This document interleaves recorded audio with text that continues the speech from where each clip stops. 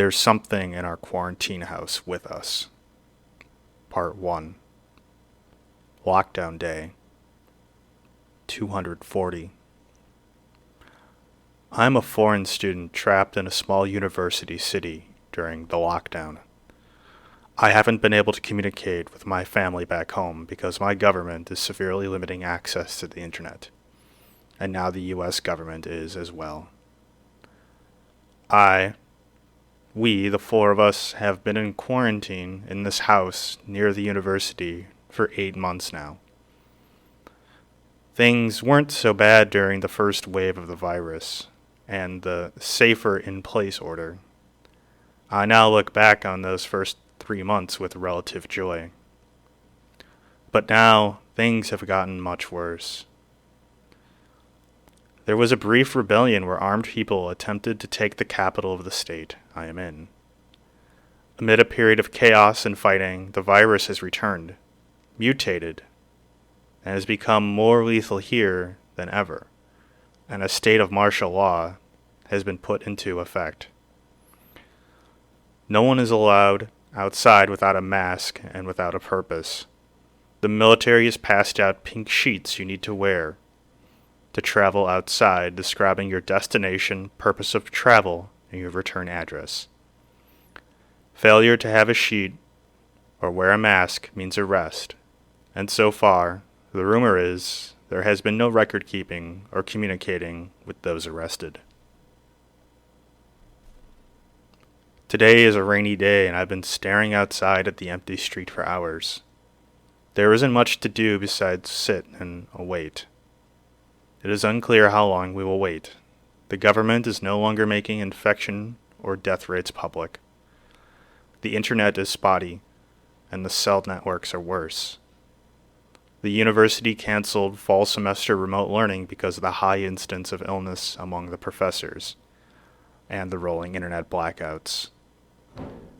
In the distance, I heard something that reminded me of my last summer here. I heard the tinny music of an ice cream truck for a few precious seconds. I thought I was going crazy. There was no way there would be an ice cream truck outside. But there it was. And for a few seconds, it was accidentally playing music as it rounded onto the street my house is on. Escorted by military armored vehicles with gas mask soldiers manning machine gun turrets, a lone ice cream truck, amid a convoy of other boxy refrigerator trucks, made their way down my street towards the highway. It was then I realized that this was a discreet and grim makeshift funeral procession for potentially hundreds of virus victims. I shut the blinds, and that's when I started writing this. I'm writing this now because, while I hope someday I'll be able to tell this story to my family and anyone who will listen, right now this seems far from certain. This is my second academic year in the United States, and I have made a good USA friend here. Her and I have been roommates for most of the past 2 years. She has been great about helping me around my misunderstandings of American culture, especially when it comes to horror films. This year we found a much bigger house to live in, but when her boyfriend broke up with her in the summer, we had to find 2 random roommates to be able to afford the house. These were not the best roommates, but more on that later. Our situation is fairly precarious. We have exactly 4 of the approved masks left, 1 for each of us. They were relatively shoddy to begin with wearing yellow elastic bands, rusty nose clips, and they came already with a slight discoloration of the white filter material. And that has only begun to become worse as we decontaminate them after each use. Note to anyone reading this, it may not seem obvious to you, but do not attempt to microwave your mask to decontaminate them. The metal clip will set the rest of it on fire. Our roommates and our microwave is the reason why we're down to 4. There is no more getting more masks. Every week there are announcements new masks will become available, but they never come. The material and seal are essential, as the virus has mutated to become airborne, not just through exhale droplets, but viably infectious through the dust particles carried in ordinary air. Furthermore, they protect those who venture outside to gather groceries and other items from the toxic decontamination procedure all households should be doing when returning. So far, it appears that staying inside is the best way to avoid plumes of contaminated air. Our house has a little porch we sealed off with plastic winter window lining and duct tape flaps we built onto it. It slides shut where those who remain in the house can douse those who went out with disinfectant. We're also getting low on disinfectant, and we have to keep going further and further down the list of preferred chemicals. We keep getting told that a new, less poisonous disinfectant will be delivered soon, but like the masks, it's becoming more akin to vaporware than anything real. This house is large enough for 4 and then some. Ryan lives on the top floor of the converted attic space bedroom. Devin, Rachel, and I live on the first floor, where there is a small kitchen and den. There is a small cramped basement with the laundry machines. Despite the relative space, it is usually 2 weeks or longer between the times when any of us leave to gather supplies. 2 weeks in your room, 2 weeks in a small kitchen, 2 weeks in the den. The walls are starting to close in. There's very little to do. We've exhausted our reserve of materials for craft projects, and with the internet in partial blackout, plus the lack of interesting things happening anywhere else on the planet, even the digital firewalls seem to be closing in, so to speak. It doesn't help that Devin, one of our random roommates, monopolizes the limited bandwidth we do get with his incessant Xbox playing. I have lodged complaints against Devin several times for his late-night video game playing, which is loud, and not only because of the gunfire and explosions from the game, but his constant yelling a stream of insanities. His room and the hallway next to his room also always smell like drugs. Ryan has also taken to marking the days with a knife, carving tally marks on the kitchen ceiling. Rachel argues with him each day, every morning like clockwork, about the security deposit. I think this is what keeps her going. Not the arguing, but the argument that somehow, someday soon, the lockdown will lift, our lease will expire, and we will get to move on with our lives, hopefully with the security deposit intact. I am not as optimistic as Rachel. As I mentioned earlier, they were never great roommates. They were troublesome and disruptive early in the spring semester before the lockdown, but Rachel and I didn't have much of a choice but to get on and make the best of it. As we've been forced into close and ever closer quarters together, Devin and Ryan have not only continued their antagonistic behavior towards us, but also towards each other. When Devin sided with Rachel over the ceiling carvings, Ryan took the knife he had used to mark the ceiling with, and now he keeps it somewhere in his room. The next day, Devin took all the remaining knives, including the longer, sharper chopping knives. He said they're for safekeeping. He said we wouldn't need them anyway because there was no meat to buy and cut. Rachel told me she overheard Devin saying to his friends online that he had booby-trapped his door to keep Ryan out. I don't know if that's necessary, since Ryan insists on wearing a carabiner of keys on his belt loops. They constantly jingle and jangle wherever he goes. But that's the thing. There's nowhere to go and nothing to do. And only 2 of those keys he wears actually does anything at all. Somehow, he finds the time to pace late at night, because I can hear those keys jingling near my bedroom. In 3 days, we have to roll dice to see who will go pick up supplies.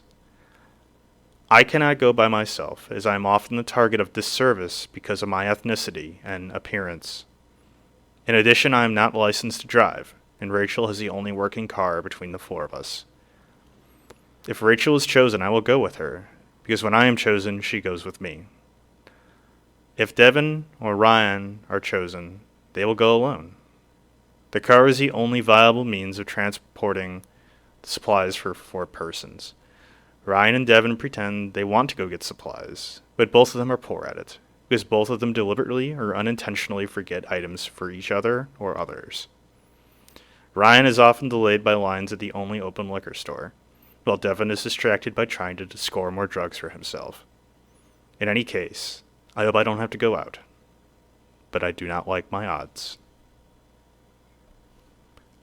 Lockdown Day, 2:41. A storm blew in last night with thunder, lightning, and strong winds. We gathered by the windows to watch it. It was the most entertaining thing aside from the slow buffering Netflix. This morning, Rachel and I went out to check our makeshift decontamination chamber and make sure it would work when 1 or 2 of us would return with the groceries. While we were working on it, we could hear a strange noise coming from the far end of the yard near the electrical transmission pole. We strained our necks up to see the noise and bluish flashes coming from the transformer on the power pole. As if things could not get any worse, there was now a very real concern about the stability and the supply of electrical power to the house. All of our cooking appliances were electric, and naturally what little spoilable food we had available would spoil if our refrigerator failed on us. We spent the next several hours trying the cellular network to call the power company. But the cellular towers were not being maintained, and some of them were being destroyed by vandals, so it was difficult to get a signal for a call, even an emergency call. I haven't been able to use my data plan for about a month now. I used my laptop and spent most of my time online looking the problem up and what it meant for the house. Rachel and I shared an uneasy laugh when we finally got through the power company. They told us the flash and the noise was called a corona discharge. They told us it was a problem, but it was a low priority if all things were going well with the world. And right now it was a 0 priority as they barely had enough brave and well personnel to keep the city running as it was. He indicated it could be weeks until the issue was resolved, and advised us for now to simply ignore the problem. The bit of excitement created an opportunity for everyone to gather around the kitchen and den. Rachel and I told the story twice.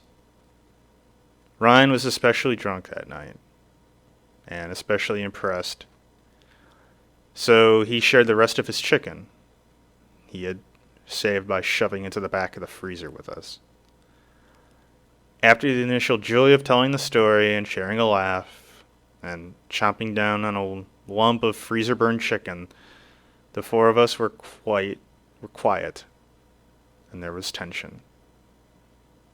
After drinking about 250 milliliters of vodka with dinner, Ryan, with a bright red and flailing with his arms about in an exaggerated fashion, declared that he should be exempt from the dice rolling entirely because he got the supplies the last time. Rachel and I didn't say anything. We didn't want to make the situation worse. Devin, on the other hand, went on the attack. He called Ryan a lazy, drunken coward, to which Ryan told Devin that he was being a, quote, cuck of duty, end quote. Fine with fake video game heroics and danger, but unable to be, quote, a real man when it was necessary to do something real. Ryan tried to assault Devin, but he found himself unable to stand upright, and was simply more content with crawling up the stairs to his bedroom.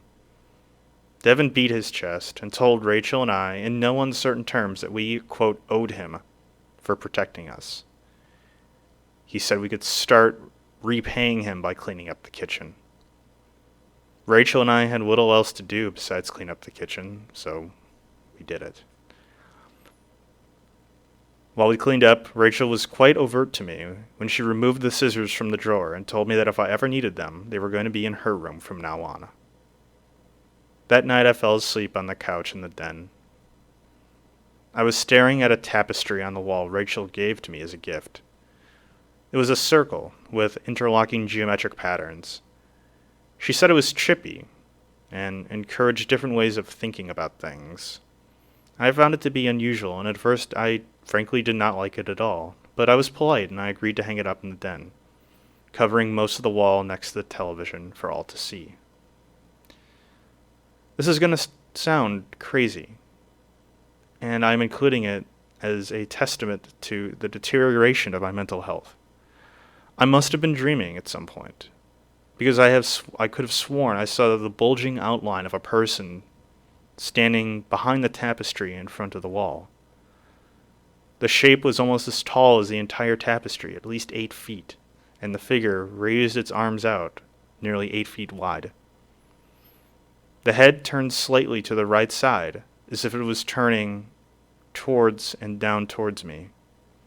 The whole tapestry rippled from its center, and then the figure seemed to dart off from the den towards the kitchen. My blurry eyes traced a faint shadow bounding from wall to wall out of the room.